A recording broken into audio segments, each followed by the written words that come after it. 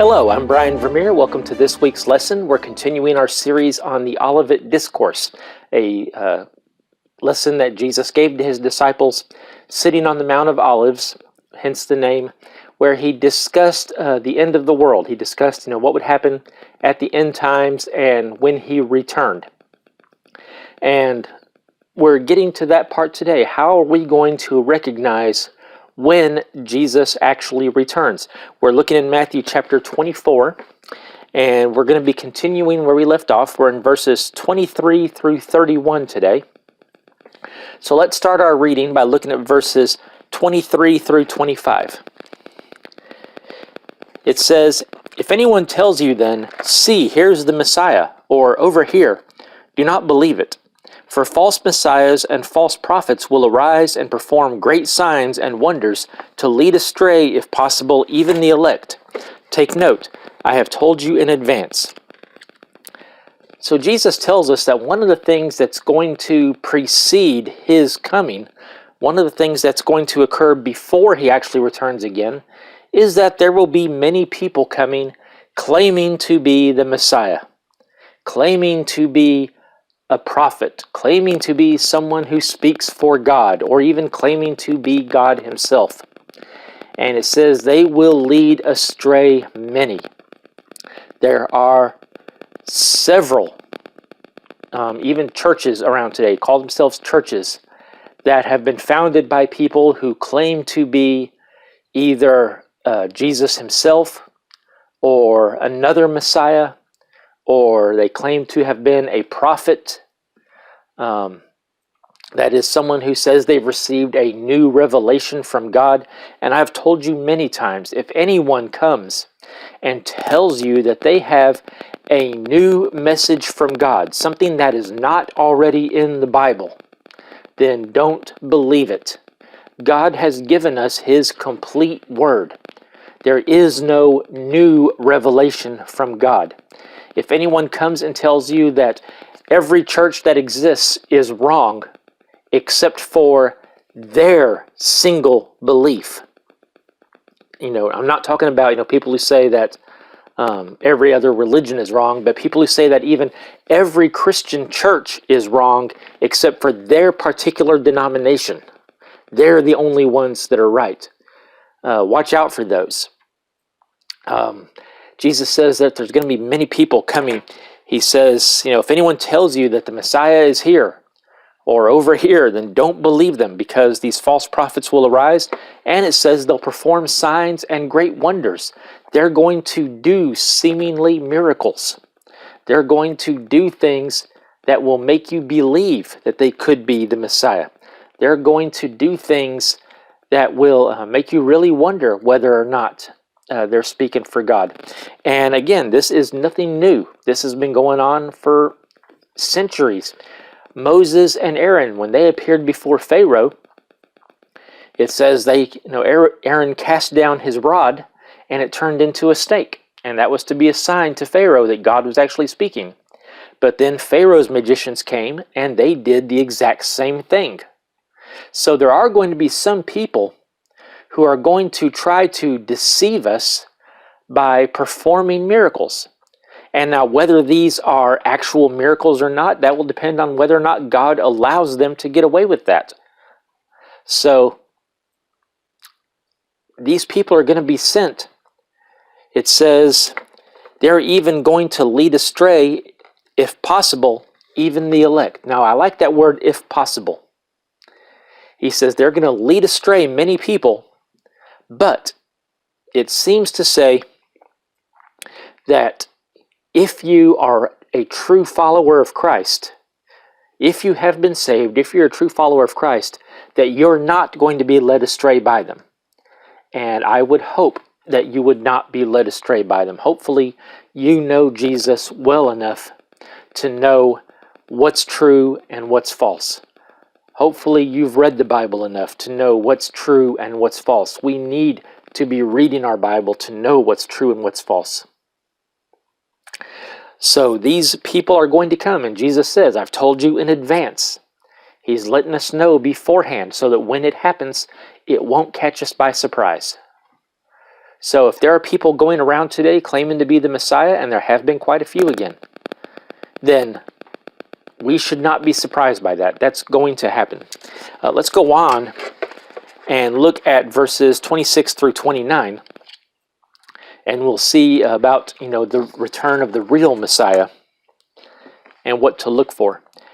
It says, "So if they tell you, 'See, he's here in the wilderness,' don't go out. Or 'See, he's in the storerooms,' don't believe it.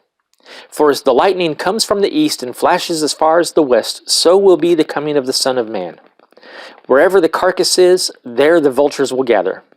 Immediately after the distress of those days, the sun will be darkened, and the moon will not shed its light. The stars will fall from the sky, and the powers of the heavens will be shaken." So, there was a belief among the Jews at that time that the Messiah would just appear out of the desert and come into the city and announce himself as the Messiah. And that's why Jesus says, if they tell you, "See, he's in the wilderness." And this is probably one reason why a lot of people were initially drawn to John the Baptist, because he was out in the desert preaching. And again, a lot of people believe that the Messiah would just appear out in the desert and would come in from that way. Or, "See, he's in the storerooms." That is, he's in this secret place that you need to come to. If anyone says, "See, here's the Messiah, he's on a compound in Waco, Texas, or in Fouke, Arkansas," then no, that's not the real Messiah. Jesus is trying to say when he returns, everybody's going to know it. It's going to be obvious. And that's why he makes the illustration of the lightning here. He says, "As the lightning comes from the east and flashes as far as the west, so will the coming of the Son of Man be." When lightning strikes, everybody sees it. When lightning strikes, everybody knows it. It's obvious. This illusion of lightning is a very interesting thing here, because when lightning strikes, there's two responses that often come from people. You've got some people who, when they see lightning, they immediately cower in fear. They are afraid of lightning. They don't want to be anywhere around when there's lightning, because they're afraid the lightning is going to strike them and kill them. So they don't want to see the lightning at all. They want to be completely afraid. They're just completely afraid of it. They want to go hide from the lightning. And then you've got some people who know about lightning. You've got some people, like me, who have studied lightning. I've taught about lightning. I know what lightning is made of. I know how lightning works. I've taught other people about safety concerning lightning. And when I see lightning, I look at the beauty of it. I look at the power of it. I look at, it's just amazing to look at. It makes, some beautiful patterns in the sky. I respect the lightning. I know what to do and what not to do if the lightning is close. And I think these are the attitudes that a lot of people have about the second coming of Christ. Some people live in fear of it. Some people are completely afraid of the second coming. And they probably ought to be. These are the ones to whom the second coming will mean their doom. These are the ones who have spent their lives saying that Jesus isn't real. Jesus is not the Messiah. And when he returns, they're going to cower in fear. They're going to be afraid. But then there are those of us who know who Jesus is. We've studied Jesus. We've even taught Jesus to others. And when he returns, we're going to look at the splendor, the majesty, the beauty, the awe of it, and we're going to enjoy it. So I think it's interesting that Jesus used lightning here as an illustration. But I think the main point he's trying to get here, though, is, what I've said before. When the lightning flashes, especially if it goes a long way, people for many, many miles are going to be able to see it. When Jesus returns, people are going to know it. You won't have to say, oh, he's over here, you've got to go find him. No, it's going to be obvious when he returns. He says, wherever the carcass is, there the vultures will gather. I don't think Jesus meant this as anything disgusting. I think he just meant this as we will know where he is. And we will be drawn to him. Just like the vultures come to a dead body, the people of the earth are going to be drawn to the return of Christ. We're all going to see it.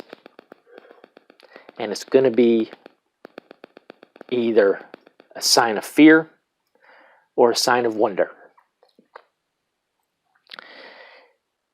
And then he describes what it'll be like. He says, immediately after the distress of those days. Now he's talking about the Great Tribulation here. He's talking about the 7-year period of God's judgment on the earth. We talked about that in the last lesson. God is going to have a period of 7 years in which he's going to judge the earth. And it's going to be the worst period of time this earth has ever been through. Because God is going to pour out his wrath upon the earth. Because of our sin. Because of our constant rebellion against him.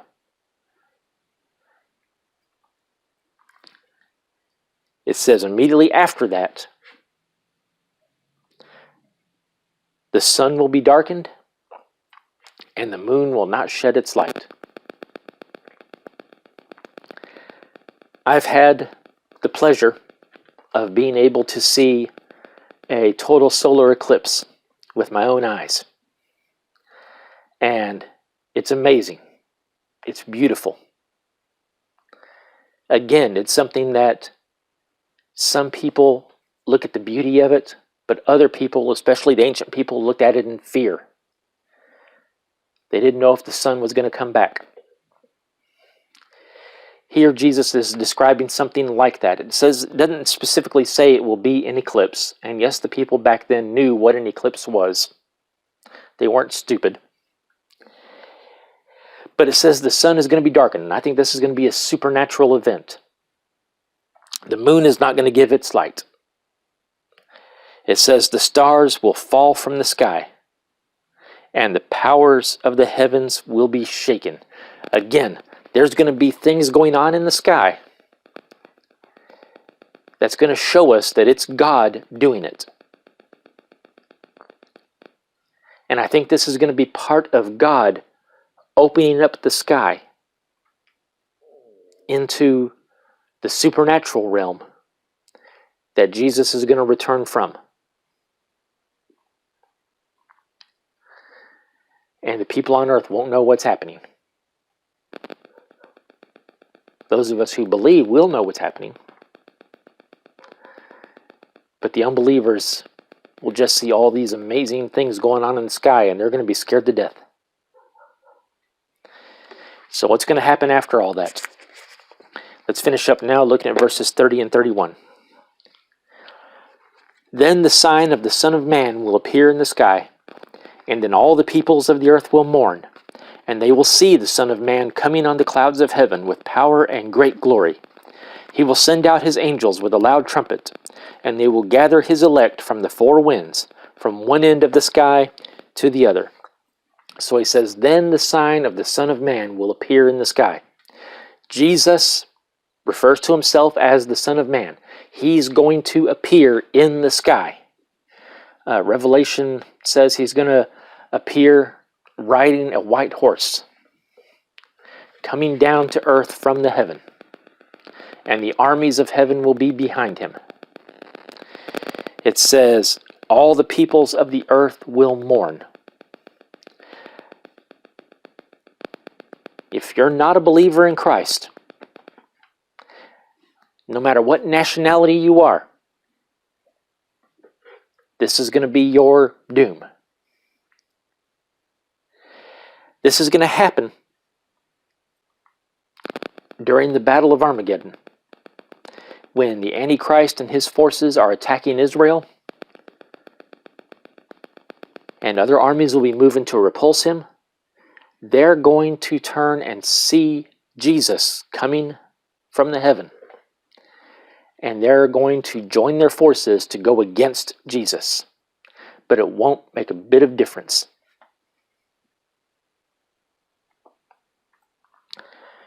It says they'll see the Son of Man coming on the cloud.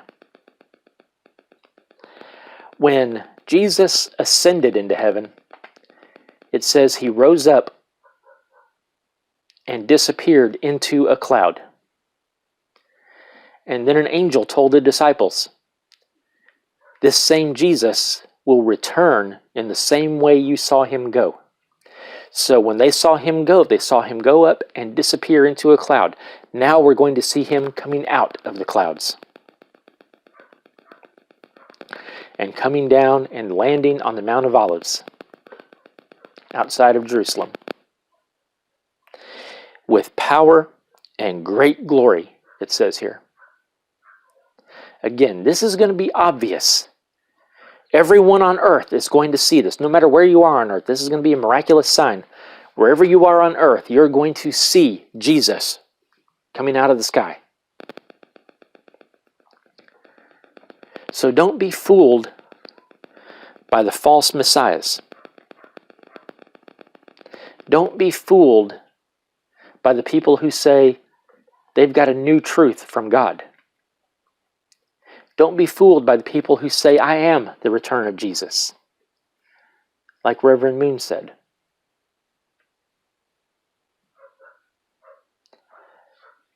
These people are going to come, and they're going to try to deceive the world, and they're going to deceive the world. People have in their mind what they think the Messiah should be like, just like the Jews did back in the first century. They rejected Jesus back then because Jesus did not fit their idea of what the Messiah should be like. And today I hear people all the time saying things like, I don't believe in God because I don't think God would do this. I don't think God would allow all these wars to go on. I don't think God would allow these disasters to kill people. I can't believe in a God that would allow children to starve to death. They try to make God fit their idea of what a God should be like. They try to make God in their image instead of accepting that we are made in God's image. And people are going to come and they're going to exploit that. False messiahs are going to come and they're going to agree with what your idea of what God should be and get you to follow them that way.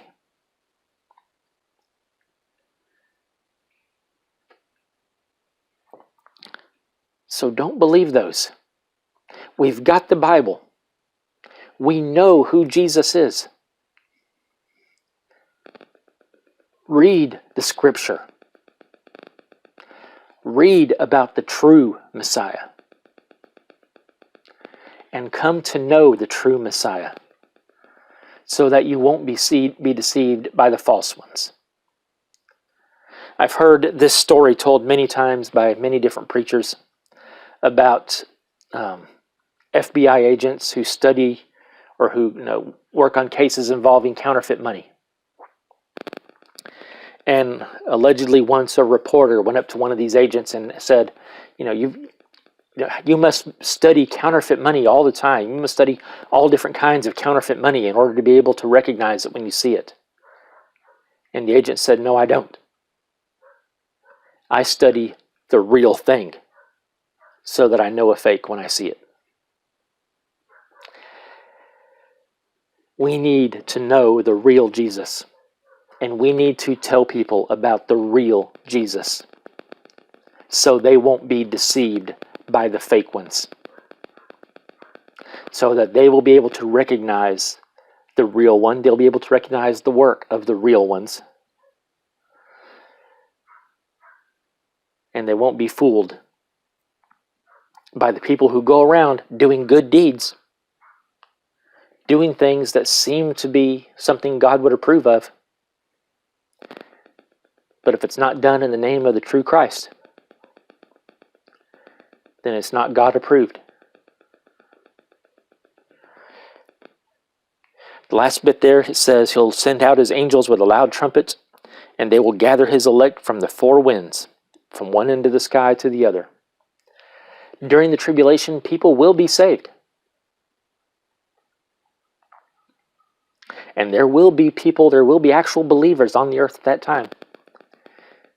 And they're going to recognize this Jesus for who He really is. And they will bow down to Him and call Him their King. And He will begin His 1,000-year kingdom on earth with these people as His subjects.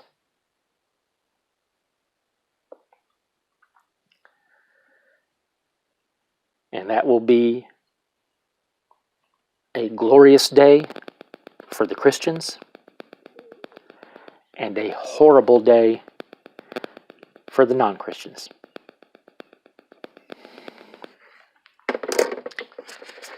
We're going to continue this next week, looking at how will we know when this is going to occur. So if you like these videos, please subscribe. Thank you to everyone who watched last week's. I noticed last week that there were about 10 views of the video even before I posted it on Facebook. So some of you apparently have subscribed, or some of you have found it in your searches. Thank you very much for watching it.